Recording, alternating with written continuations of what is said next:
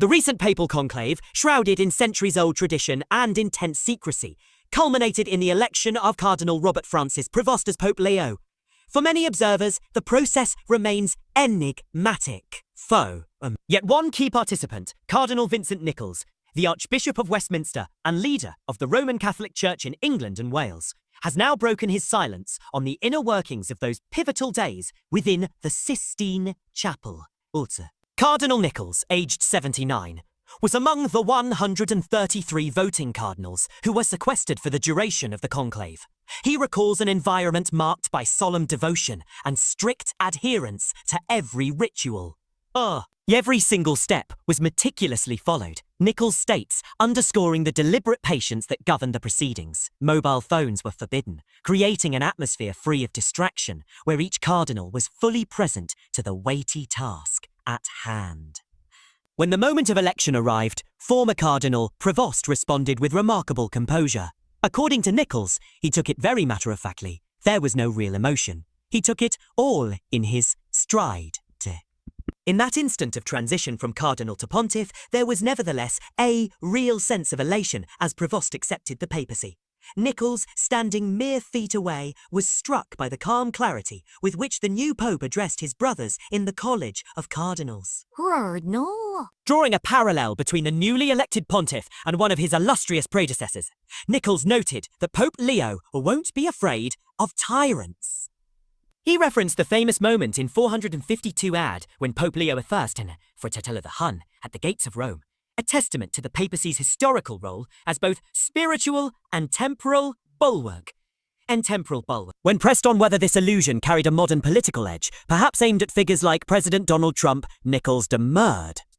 Demurred? You might hear that. I didn't say it. The visible cue that signals the outcome of a conclave, the smoke rising from the chimney of the Sistine Chapel, was delayed by more than 2 hours following the first inconclusive ballot. Nichols attributes this uncharacteristic pause not to any procedural error, but to papal preacher Raniero Cantalamessa's extended sermon. 91 years of age, Cantalamessa overran by nearly an hour, offering what one insider dubbed a valedictory address. While attendees outside Vatican City grew anxious, Nichols reflects that a patience is a good virtue, and it can't be easily demonstrated unless you are doing it.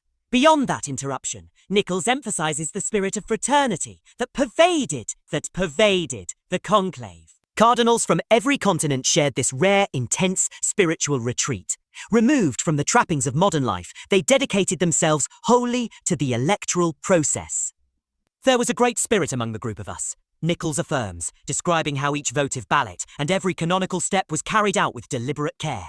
The speed of the final decision, just 4 rounds of voting, speaks to the cohesion Nichols says Pope Francis fostered within the college.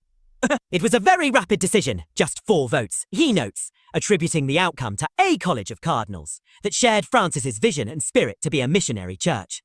In selecting Prevost, the electors sought a leader who embodies both global citizenship and pastoral depth. Here was a man who was bringing the right depth to the church and experience, Nichols observes, lauding the new pope's decisive leadership style, which leaves no enemies behind. Even amidst such grave responsibilities, Nichols allowed himself a moment of levity, comparing the election's joyful culmination to his passion for football.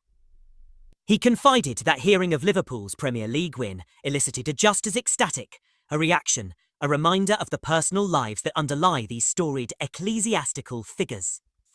Outside the conclave's walls, further insight emerged from Pope Leo's family. Speaking to NBC, John Prevost revealed that his brother prepared for the secrecy of the conclave by viewing the film Conclave, starring Ralph Fiennes, and practicing games like Wordle and Words with Friends to distract from worldly concerns. I said, "Did you watch Conclave?" And he had just finished watching the movie, so he knew how to behave, John explained, adding that their familiar gaming ritual helped calm nerves before the ballots were cast. In a recent interview on LBC, author Robert Harris, whose novel inspired the Fiennes film, confirmed that several cardinals had indeed screened the movie, seeking clues to the conclave's arcane procedures.